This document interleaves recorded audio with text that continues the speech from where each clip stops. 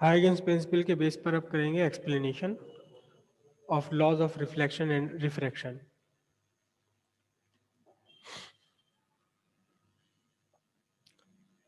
Explanation of laws of reflection.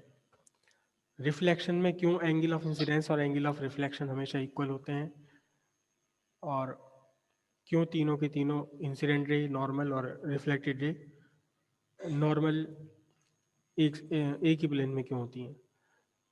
तो बिल्कुल simple सा इन्होंने एक्सप्लेनेशन दिया। ये एक मिरर एम डैश, और इस मिरर के ऊपर एक वेव फ्रंट इंसिडेंट है। ये मेरा वेव फ्रंट है, ये स्केल है, ये स्केल का ये वाला किनारा, स्केल का ये वाला किनारा वेव फ्रंट है, प्लेन वेव फ्रंट है, और ये वेव फ्रंट इस प्लेन मिरर की तरफ को इंसिडेंट हो रहा है। ये प्लेन वेव फ्रंट इंसिडेंट हो रहा है मिरर की तरफ को यहाँ। तो सबसे पहले वेव फ्रंट ने पॉइंट ए पर टच किया मिरर को, वेव फ्रंट ने पॉइंट ए पर टच किया मिरर को, और जैसे जैसे ये वेव फ्रंट आगे बढ़ता रहता है वैसे वैसे मिरर के डिफरेंट पॉइंट्स को ये टच करता रहता है। ये वेव फ्रंट ये स्केल का ये वाला सिरा एक प्लेन वेव फ्रंट है, ये मिरर पर आ रहा है, मिरर पर इंसिडेंट है, और जैसे ही मिरर पर इंसिडेंट हुआ सबसे पहले इसने पॉइंट ए पर मिरर को टच किया, पॉइंट ए पर मिरर को टच किया, और जैसे जैसे ये वेव फ्रंट आगे बढ़ता है वैसे वैसे ये मिरर के डिफरेंट पॉइंट्स को टच करते हुए चला जाता है। और सबसे लास्ट में वेव फ्रंट कहाँ टच कर रहा है, सबसे लास्ट में वेव फ्रंट यहाँ पॉइंट बी पर इस मिरर को टच करता है। जैसे जैसे वेव फ्रंट आगे बढ़ रहा है वैसे वैसे ये डिफरेंट पॉइंट्स पर मिरर को टच करता है। सबसे पहले कहाँ टच किया इसने वेव फ्रंट ने, सबसे पहले टच किया इसने वेव फ्रंट ए पर। अब ये वेव फ्रंट आगे बढ़ रहा है तो ये अब लगातार लगातार पॉइंट ए और बी के बीच डिफरेंट पार्ट्स ऑफ मिरर को टच कर रहा है। और सबसे लास्ट में इस वेव फ्रंट ने कहाँ टच किया, सबसे लास्ट में इस वेव फ्रंट ने मिरर को पॉइंट बी पर टच किया। ठीक है, तो मैं वेव फ्रंट यहाँ ड्रॉ कर रहा हूँ। ये हमारा वेव फ्रंट,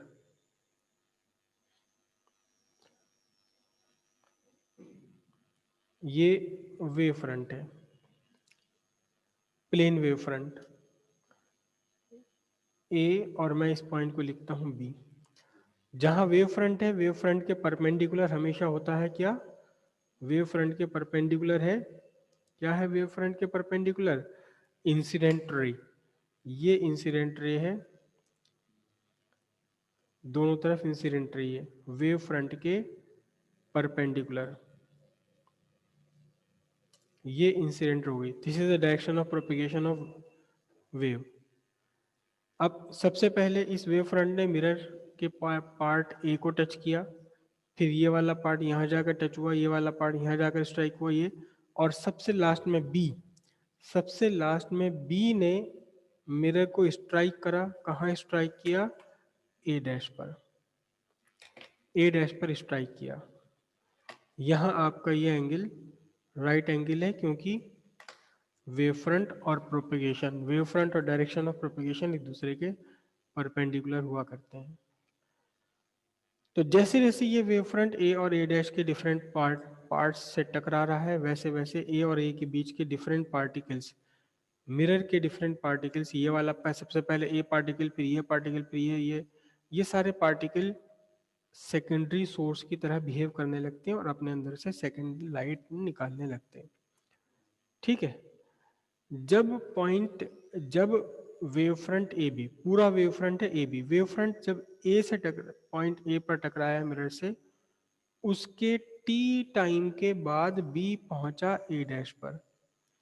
जब ए टकराया मिरर पर तब आपने अपना काउंट शुरू कर दिया टाइम का, और इस टाइम के टी सेकंड के बाद बी पहुंचा ए डैश पर। तो फिर बी से लेकर के ए डैश तक का डिस्टेंस कितना होगा, बी से लेकर ए डैश तक का डिस्टेंस हुआ speed into time. Speed light की होती है सी इंटू टी। ठीक है। अब जब ए डैश से सेकेंडरी वेव फ्रंट निकलना शुरू हुआ, उससे कितना टाइम पहले ए ने अपनी वेव निकालनी शुरू कर दी थी? फिर से समझो, वेव फ्रंट ए बी है, ये वेव फ्रंट है, ये मेरा ए बी वेव फ्रंट है, और ये ए पर आके टकराया इसने। कहाँ टकराया? ए पर आकर टकराया इसने, ये यहाँ ए पर सबसे पहले टकराया। अब सबसे पहले ए ने अपने अंदर से लाइट निकालनी शुरू करी, फिर उसके बाद वेव फ्रंट आगे बढ़ा तो कहाँ टकरा रहा है? इस पॉइंट पर टकरा रहा है। फिर वेव फ्रंट और आगे बढ़ा, अब यहाँ टकराया इस जगह। कहाँ टकराया वेव फ्रंट इस बार? यहाँ टकरा रहा है। फिर उसके बाद वेव फ्रंट और आगे बढ़ा, यहाँ टकराया वेव फ्रंट। फिर और आगे बढ़ा, वेव फ्रंट यहाँ टकराया। सबसे लास्ट में कहाँ टकराया वेव फ्रंट? ए डैश पर टकराया। जब ए ने स्ट्राइक करा, जब ए ने स्ट्राइक करा मिरर को, जब वेव फ्रंट ने मिरर को ए पर स्ट्राइक करा, उसके टी टाइम के बाद, टी टाइम के बाद बी पहुंचा ए डैश पर। टी टाइम के बाद बी पहुंचा कहाँ? ए डैश पर। तो फिर बी से लेकर ए डैश तक का डिस्टेंस कितना होगा? Speed into time. Speed of light है सी इंटू टाइम टी। अब जब ए डैश ने अपने अंदर से सेकेंडरी वेव निकालनी शुरू करी, उससे टी टाइम पहले से निकाल रहा है कौन? ए अपने अंदर से सेकेंडरी वेवलेट। तो ए से निकलने वाली सेकेंडरी वेवलेट कितना चल चुकेंगी तब तक जब तक ए डैश से सेकेंडरी वेव स्टार्ट हुई। जब ए डैश से सेकेंडरी वेव स्टार्ट हुई, उससे कितना टाइम, उससे पहले कितना चल चुकी होगी ए से निकलने वाली सेकेंडरी वेव? कितना चल चुकी होगी बताओ? सी टी चल चुकी होगी, क्योंकि इसे टी टाइम पहले से निकल रही है, तो कितना डिस्टेंस चल चुकी होगी? सी इंटू टी। तो अब इसके लिए हमें क्या करना पड़ेगा? हम सी इंटू टी रेडियस का एक आर्क बनाएंगे।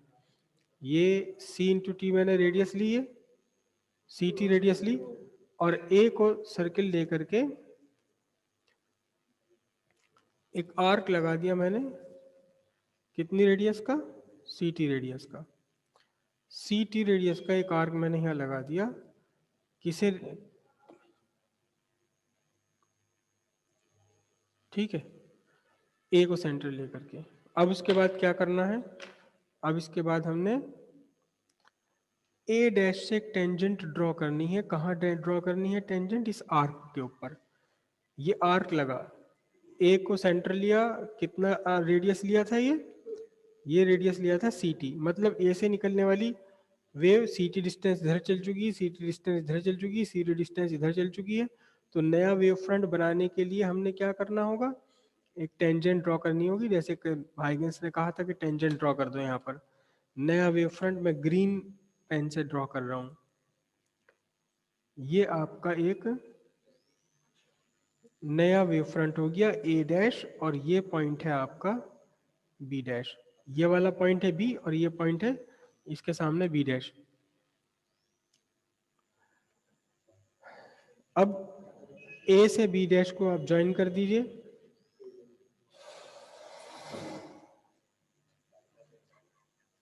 और फिर इसके पैरेलल एक और लाइन ए से।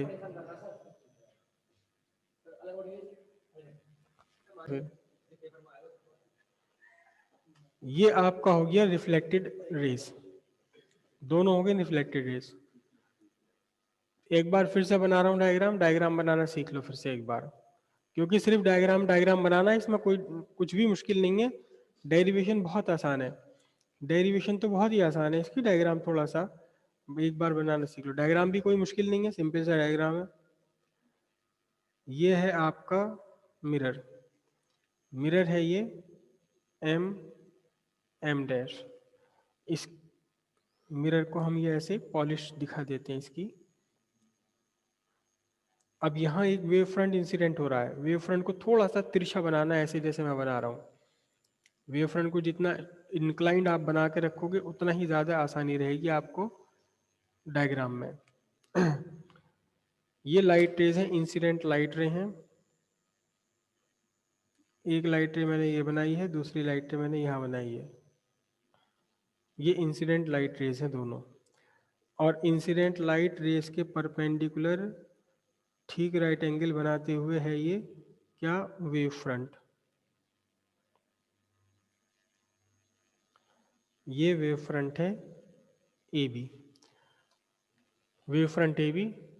सबसे पहले इस वेव फ्रंट के ए बी वेव फ्रंट ने मिरर को ए पर टच किया तो मिरर से लाइट निकलनी शुरू हो गई, और जब मिरर को ए पर टच किया वेव फ्रंट ने तब आपने काउंट स्टार्ट कर दिया टाइम का। उसके बाद टी टाइम लगा बी को कहाँ तक पहुंचने में, बी को ए डैश तक पहुंचने में। तो बी से लेकर के ए डैश तक का ये डिस्टेंस, बी से लेकर ए डैश तक का ये डिस्टेंस है कितना, सी into T, speed into light. अब जब सेकेंडरी वेवलेट्स निकालनी शुरू करी ए डैश ने, उससे टी टाइम पहले ए अपने अंदर से सेकेंडरी वेवलेट्स निकालनी शुरू कर चुका है। तो यहाँ से जब ए डैश से सेकेंडरी वेवलेट निकलनी शुरू हुई तब तक ए से निकलने वाली सेकेंडरी वेवलेट्स कितना डिस्टेंस तय कर चुकी होंगी, सी इंटू टी डिस्टेंस तय कर चुकी होंगी। तो हमने क्या किया, हमने यहाँ से सी टी डिस्टेंस ली, सी टी रेडियस लिए, ये सी टी रेडियस यहाँ से यहाँ तक की, ठीक है। और इस सी टी रेडियस लेकर के ए से, ए को माना हमने क्या, सेंटर, और एक आर्क लगा दिया। मैं इस बार बहुत हल्का सा आर्क लगा रहा हूँ, ये हल्का सा मैंने ये आर्क लगा दिया, ठीक है। अब क्या करेंगे, इस आर्क पर टेंजेंट ड्रॉ करनी है, कहां से, ए से ड्रॉ करनी है टेंजेंट आर्क पर। सीटी रेडियस का ये आर्क लगाया और यहां से एक टेंजेंट ड्रॉ करेंगे हम ए डैश से इस आर्क पर,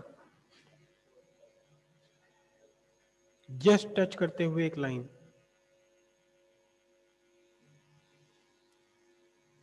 ये आ गई। और अब यहां जहां इसने टच किया,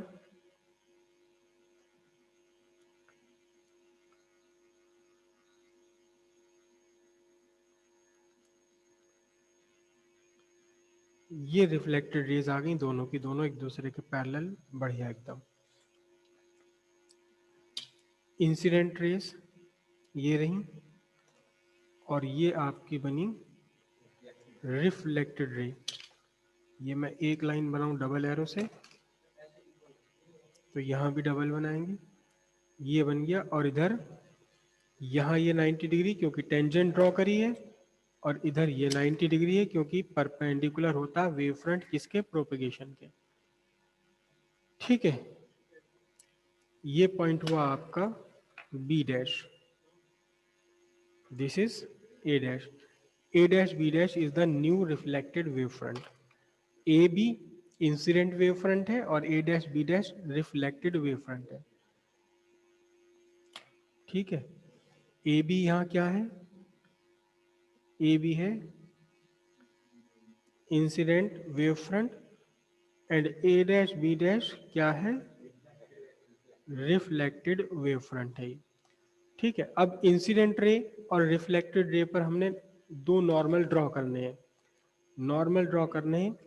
ये रही आपकी इंसिडेंट रे, इंसिडेंट रे पर पॉइंट ऑफ इंसिडेंस पर आपने एक नॉर्मल ड्रॉ कर दिया, ये पॉइंट ऑफ इंसिडेंस पर नॉर्मल ड्रॉ कर दिया। तो नॉर्मल और इंसिडेंट रे के बीच का एंगल क्या है, आई डैश, आई।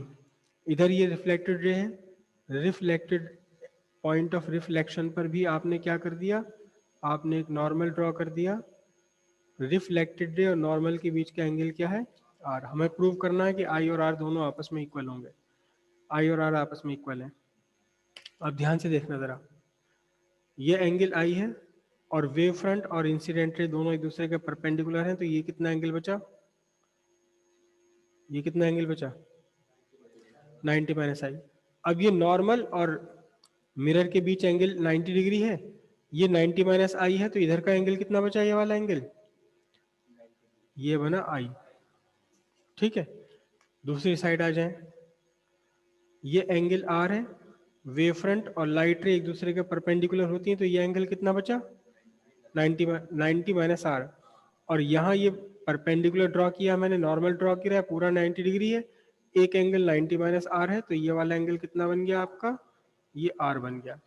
ठीक है, अब जब A से सेकेंडरी वेवलेट्स निकलनी शुरू हुई उससे t टाइम पहले जब A डैश से सेकेंडरी वेवलेट्स निकलनी शुरू हुई उससे t टाइम पहले से A से सेकेंडरी वेवलेट्स निकलनी शुरू हो चुकी हैं।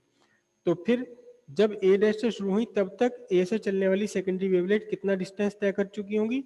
ये डिस्टेंस तय कर चुकी होंगी कितना?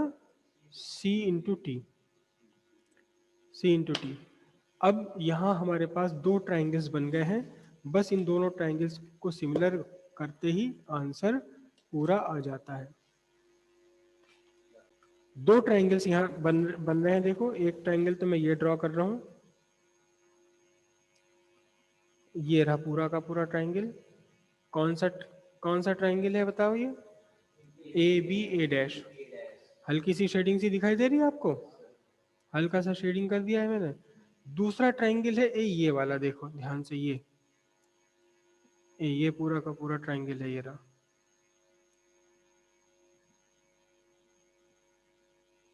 ठीक है, A B dash A dash. तो दोनों के दोनों ट्राइंगल्स आपके सिमिलर हैं। क्यों सिमिलर हैं? देखो, राइट एंगल, हाइपोटेन्यूज दोनों में कॉमन है, इसका हाइपोटेन्यूज भी ए डैश है और दूसरे वाले का भी हाइपोटेन्यूज। उसके बाद बी ए डैश कितनी है? सी इंटू टी। तो ए बी डैश कितना है? ये भी सी इंटू टी है। तो दो, एक राइट एंगल इक्वल है, हाइपोटेन्यूज सेम है और एक साइड दोनों की सेम हो गई। तो दोनों ट्राइंगल्स आपस में सिमिलर हैं। कौन से triangles? Triangle A B A dash, A B A dash similar है। किससे किसके सिमिलर है? A B A dash similar है ए डैश बी डैश ए के। क्या?